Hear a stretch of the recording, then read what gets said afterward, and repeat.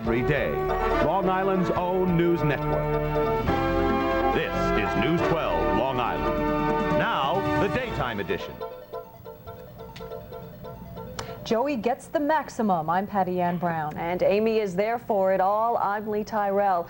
The saga of Amy Fisher and Joey Buttafuoco played out one more time, this time during Joey's high-powered sentencing in Mineola. News 12's Matt Jablow was there. Matt? Lee, now the two of them are in jail, Amy Fisher and Joey Buttafuoco, both of whom appeared in court today for Buttafuoco sentencing, attracting an eager army of journalists. Joseph Buttafuoco has publicly labeled me as crazy. Could you speak up, please? Crazy, psychopathic, depraved, and unworthy of belief.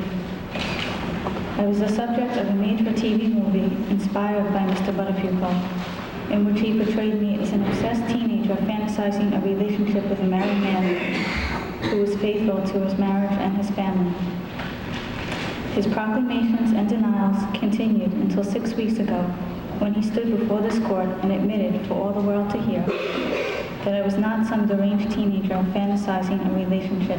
This man took me to expensive restaurants and cheap motels. I am sad to say that he taught me well. He taught me to disrespect myself and to deceive my parents. Unfortunately, these were lessons I too quickly learned. I'm permitted to stand here because the law gives me that right. I am not exercising this right to be vindictive or because I want to say to the world, I told you so. I'm exercising this right because I want to close the door to some of the horror of the past years, and because I want justice to be done to the limited extent available to this court. It seemed very obvious to me that her statements have the fine pen and pencil of Mr. Nyberg.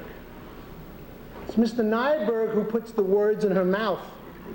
It's Mr. Nyberg who tells her to come to this court and tell us that Mr. Buttafuoco had something to do with the shooting.